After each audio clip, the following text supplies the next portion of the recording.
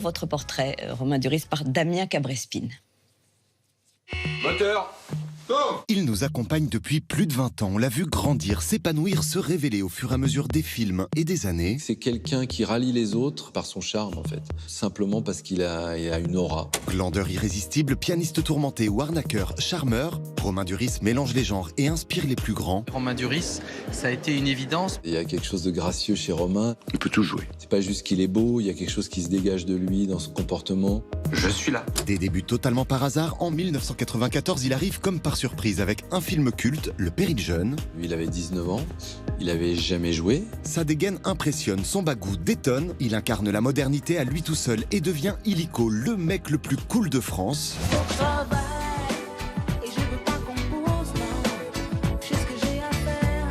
Très vite, d'autres réalisateurs l'approchent. Il inspire la jeune garde du cinéma français. Il plonge corps et âme dans le très beau Gadjodilo de Tony Gatliff. Il faut toujours être disponible et à l'écoute et prêt. Et surtout, se mettre à poil, quoi. Christophe Honoré, Jacques Audiard, François Ozon ou Benoît Jacot ont révélé l'intensité de son jeu. Michel Gondry et Nicolas Boukrieff lui ont offert des rôles surprenants. J'avais toujours vraiment été très fan de la grâce et du mystère de Romain Duris. En 2002, le rôle de Xavier, un étudiant Erasmus plongé dans la folie barcelonaise, le transforme en acteur générationnel. J'ai tout de suite adoré cet endroit. Et au fur et à mesure des films, il y a eu cette complicité que j'ai avec personne d'autre. Avec lui, c'est pas pareil. Bon, avant, je trouvais que ma vie, c'était pas simple. Et là, maintenant, à New York, je me rends compte, ma vie avant, c'était super simple. Arsène Lupin chez Jean-Paul Salomé, Molière chez Laurent Tirard, Romain Duris s'aventure parfois dans le cinéma plus commercial. Action! En 2010, il obtient un énorme succès au box-office en incarnant un briseur de couple professionnel dans L'Arnaqueur. Il arrive à être drôle, beau, sexy, enfin, il est rempli, il a un tempo... Romain. Ouais. Et donc tu continues sur le trottoir tout seul. Génial, Toi aussi. j'adore. Sa rencontre avec Patrice Chéreau lui a ouvert les portes du théâtre. Plus jamais je courrai derrière une fille à devenir cinglé. Sur scène, l'acteur a révélé toute sa virtuosité. Plus jamais je deviendrai cinglé. Je suis bluffé par ce comédien. Non pas parce qu'il m'obéit, parce que ce qu'on aime chez un comédien, c'est pas l'obéissance, c'est la désobéissance. Mais la désobéissance créative, la capacité de se remettre en cause, la capacité de foncer dans les choses. Voilà qui je suis. Étranger, moi-même. On le retrouvera prochainement dans l'adaptation télé du livre de Virginie Despentes, Vernon Subutex. Mais pour l'instant, c'est en père de famille que Romain Duris vient nous rendre visite. Faut juste que je m'organise avec les enfants. Une chronique intime et sociale qui touche en plein cœur. Tu sais, Rose, maman est partie, on sait pas. On sait pas pourquoi, on sait pas quand elle va revenir, on sait pas. Romain Duris continue d'élargir sa palette de jeux. Une chose est sûre, il n'a pas fini de nous surprendre. Coupé. Alors, dans votre jeunesse, Romain Duris, il y a les arts graphiques, on va en parler, la musique, on en parlera aussi, mais comme si le cinéma arrivait un peu par hasard. Oui, ce qui l'a rendu plus léger, d'ailleurs, et qui m'a permis de jouer avec ce que j'étais au départ, parce que j'avais pas forcément les outils pour composer ou interpréter, donc je jouais avec une nature, une espèce de désinvolture qui allait bien à cet âge-là, vers 18-19 ans. Et j'avais besoin de cette légèreté, ce côté... de toute façon, quoi qu'il arrive, ça peut s'arrêter demain. J'ai quelque chose derrière qui me demande plus d'investissement et qui était le dessin. Bien sûr. Donc ça a apporté une force et pas une sécurité, parce que le dessin, le mot sécurité, ça va pas avec, mais une confiance en quelque chose d'autre, quoi. Alors cette légèreté, elle rencontre, j'allais dire, l'univers de Cédric Klapisch. Cet film, le premier qui s'appelle Le Péril Jeune, ce réalisateur dit qu'il a un rapport unique avec vous. Est-ce que vous l'avez senti tout de suite? Oui, parce que très tôt, c'est avec lui qu'on a parlé de choses assez sincères, d'une description d'une époque, avec des personnages assez entiers. Donc il y avait beaucoup de choses, c'était une relation très riche en fait, sur plein de choses, depuis Le Péril Jeune jusqu'à L'Auberge espagnole, qui est quand même 8 ans plus tard, jusqu'au dernier film qu'on a fait ensemble. Donc c'est des personnages comme ça qui emballent plein de choses sur l'époque dans laquelle on vit, sur des sujets sociaux, sur plein de choses, et donc du coup ça crée... C'est vrai, un rapport riche et sincère, parce qu'on se sert aussi de l'humain dans ces films. Enfin, il faut voir les cinémas de Klapisch, mais il y a beaucoup de... C'est assez entier comme travail. Et ça fait de vous un acteur générationnel, ou en tout cas dans l'air du temps, dans une forme de modernité. Ça tient à quoi? Au fait que, avec ce réalisateur ou d'autres d'ailleurs, on ne se met pas à l'abri, on se met à nu, on va chercher quelque chose de naturel. Moi, j'ai toujours appris avec ces réalisateurs-là qui ont fait pour certains beaucoup de films. Moi, j'ai toujours appris à... C'est pas m'effacer, mais c'est être un peu à leur service, au service de leur univers propre, parce qu'ils sont différents. Audiard, Chéreau, Honoré, Clapiche, Gatliff. Et du coup, dans cette façon d'être au service, il y a une façon de s'abandonner. Il y a quelque chose, il y a un contrat de confiance avec eux, et du coup, je m'échappe, je vais ailleurs, et c'est ça, pour moi, être à nu, c'est d'avoir confiance et de se déshabiller totalement, que ce soit dans les émotions, que ce soit physiquement, que ce soit mentalement, voilà. Il y a eu les comédies populaires, on a vu bien sûr des images de l'arnaqueur. Ça, c'est un autre défi. Est-ce qu'il y a un autre plaisir du jeu pour ce genre de film? C'est toujours très dur d'imaginer ce que va être une comédie quand on reçoit un scénario qui est destiné à faire rire. Parce qu'il y a un problème de goût, et le goût est très personnel. Donc d'un coup, une page va pas forcément nous faire rire comme fait rire le metteur en scène, et pourtant on doit lui faire confiance aussi, on doit y aller. Donc il y a cette question-là. Le metteur en scène, Pascal Chaumeil, était assez, lui aussi, intelligent, et prenait pas mal de recul pour avoir un casting de gens qu'il allait bien aimer, parce que c'était pas un casting que les chaînes de télé ou les financiers voulaient forcément. Donc lui, il s'y attachait.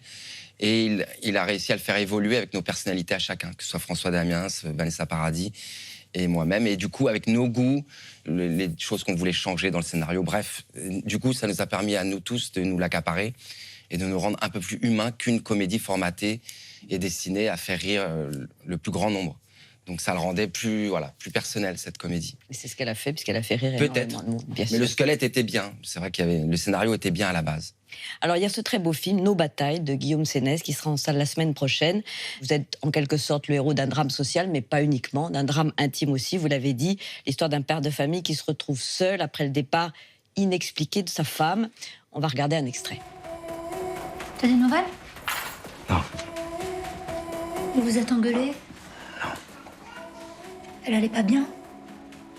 Je sais pas, maman. Olivier, elle s'est barrée, en fait.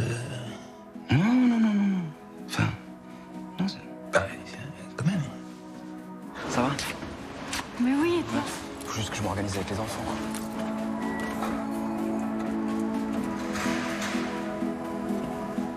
C'est un peu compliqué en ce moment, ok? J'ai pas beaucoup de temps. Tu es pas là. Je suis là.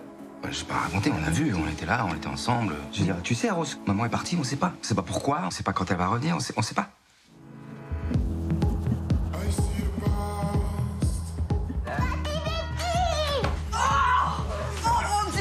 C'est les mains du magicien, c'est pour dans quelques jours. Magicien. Et ça, des graines de trèfle à 4 feuilles, parce que le trèfle à 4 feuilles, après, tu peux faire des vœux. Quand même, ça peut me faire quoi? Mais carrément. Ça y est, mon Dieu.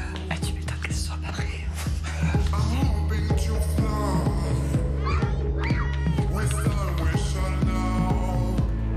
Ton père non plus, il a pas vu grandir ses enfants. Mais t'étais là, toi? Moi, j'étais là, mais j'avais envie de me barrer.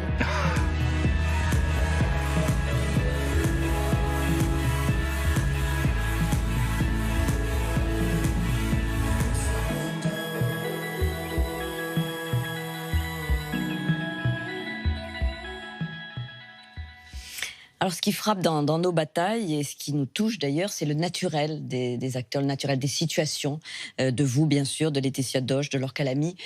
Comment avez-vous travaillé avec Guillaume Sénès? Alors, il a une façon bien à lui de travailler que j'avais jamais fait. En fait, il nous distribue un traitement, pas un scénario dialogué, juste un traitement. Donc, un traitement, c'est chaque scène, 3 lignes, qui est très bien écrite, très précise sur comment doit se passer chaque moment. Et du coup, nous, on invente et on imagine une façon de faire rentrer ses idées dans un moment. Et ça crée du coup de l'improvisation, de l'invention à chaque instant. Et en plus, c'est tourné en plan séquence, donc on n'est pas trop coupé dans notre élan. Et lui, il se positionne, il nous observe, il juge jamais ce qu'on fait. Et il est assez pudique, et du coup, il laisse aller. Et encore une fois, il y a une question de confiance, que ce soit les enfants, pour qui ça va très bien ce genre d'exercice, parce qu'ils n'ont pas le côté scolaire et académique du dialogue. Et pour nous, mélanger avec des gens qui n'ont pas tourné, qui n'ont jamais tourné, du coup, ça crée une ambiance spontanée, vivante, sur l'écoute et l'échange. C'est un peu la base de notre métier. Mais là, tout le monde est à la même sauce, donc c'est très égal, J'aime beaucoup cette façon de faire. Vous êtes une sorte de contremaître dans une usine, enfin vous avez un rôle d'encadrement, De chef d'équipe. de chef d'équipe, vous êtes aussi un militant syndical. Est-ce que vous êtes documenté, vous êtes allé évidemment dans des lieux de travail pour rendre ce naturel-là, de ce quotidien-là de l'ouvrier? Ouais, je suis allé dans une usine, j'ai observé des journées, comment se passait cette activité. Évidemment, j'ai lu des livres, j'ai regardé des documentaires, des témoignages, plein de choses. On trouve de tout. Hein. Et c'était très intéressant. Ouais. Alors, ce qu'on comprend pas bien, mais c'est aussi le charme, entre guillemets, du film et le mystère, c'est le départ de cette femme. Ouais. Parce qu'apparemment, dans cette famille, en tout cas, l'amour n'est pas en jeu. Mais il y a peut-être quelque chose d'usant dans cette vie, c'est ce qu'on imagine. Une vie matérielle compliquée.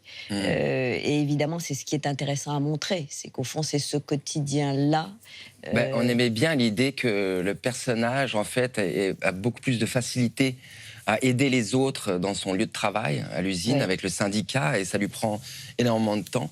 Alors que dans sa propre famille, avec ses êtres proches, qui sont ses enfants et sa femme, il est beaucoup moins disponible. Parce que je pense que ça arrive, ça. Et c'est un peu flippant comme idée, c'est vrai. De se dire qu'on ne se rend pas compte qu'elle n'a pas supporté cette absence relative. Ouais. Non, mais ce manque de générosité, ou même de choses très naturelles, d'aider ses enfants, de les habiller le matin, d'avoir des intentions pour eux, alors qu'à l'usine, il va se mettre en quatre pour que chacun ait ses droits. C'est assez fort, je trouve, comme contraste.